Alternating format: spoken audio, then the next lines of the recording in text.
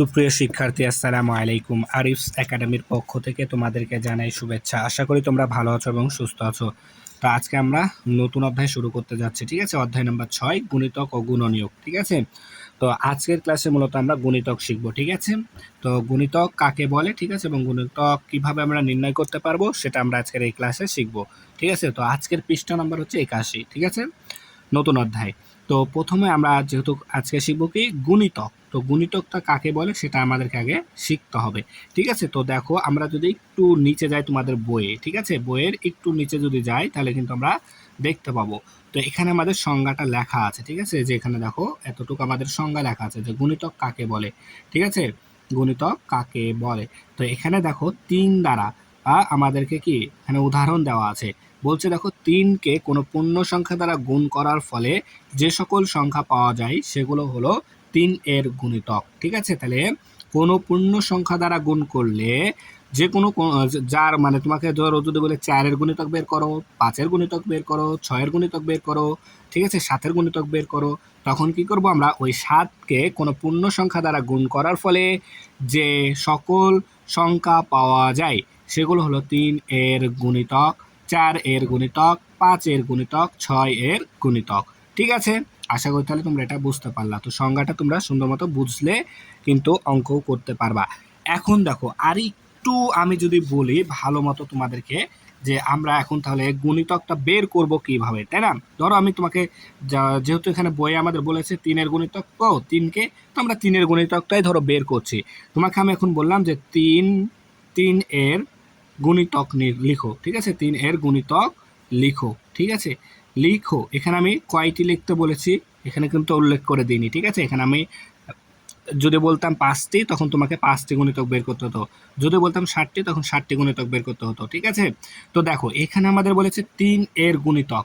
তো ভাইয়া এই কথাটা মনে রাখবা ভালো মতো, যার গুণিতক বের করতে বলবে তার নামতা লিখবা, যার গুণিতক বলবে তার কি নামতা লিখবা, ঠিক আছে? তাহলে কিন্তু আমাদের গুণিতকটা চলে আসবে। যেমন এখানে আমাদের বলেছে কি যে 3 এর গুণিতক লেখো, তাহলে আমরা 3 এর নামতাটা এখানে যদি লিখে দিই তাহলে কিন্তু 3 এর গুণিতক হয়ে যাবে। যেমন 3 এককে 3, 3 দুগুণ 6, 3 তিরিককে 9, 3 চারে 12, 3 পাঁচা 15, 3 ছয় 3 ছয় 18, 3 সাতটা 21, 3 আষ্টে 24, 3 নং 27, 3 দশে 30 দিয়ে ডট ডট ডট ডট দিয়ে দিলাম, ঠিক আছে? আচ্ছা, তাহলে এগুলো যে 3, 6, 9, 12, 15, 18, 21, 24, 27, 30 এগুলো সবগুলোই কি 3 এর গুণিতক, ঠিক আছে? এখন যদি আমি বলি 4 এর গুণিতক নির্ণয় করো, যদি বলি 4 এর গুণিতক নির্ণয় করো তখন কি করব? 4 এর ঘরের নামতা লিখে দেবো, 4 4 দুগুণ 8, 3 চারে 12, 4 চারে 16, 4 পাঁচা 20, 4 ছয় 24, 4 ছয় 24, 4 সাতটা 28, 4 সাতটা 28। এরপরে কি হবে আরো? 4 সাতা 28, 4 আষ্টে 32, 4 নং 36, 4 দশে 40, আবার 4 এগারো 44, ঠিক আছে? 4 বারো 48, এইভাবে ডট ডট ডট, মানে আরও কি এখানে আমাদের ডট ডট দ্বারা আমরা কি বুঝাচ্ছি যে 4 এর গুণিতক আরও আছে, অসীম পর্যন্ত হতে পারে, ঠিক আছে?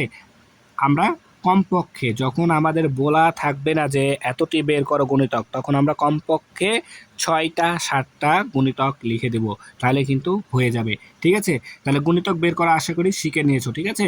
তো তোমরা এখন 5-এর গুণিতক যদি বের করতে বলো তাহলে 5, 5 দুগুণ 10, 3 পাঁচা 15, 4 পাঁচা 20, 5 পাঁচা 25, 5 ছয় 30, ডট ডট ডট ডট, ঠিক আছে? এভাবে আমরা করতে পারবো। যেটারই গুণিতক তোমাকে বের করতে বলবে তার কি করবা, তোমরা নামতা লিখে দেবা, তাহলে তোমরা গুণিতকটা পেয়ে যাবা। আশা করি তাহলে এটা তোমাদেরকে বোঝাতে পেরেছি, ঠিক আছে?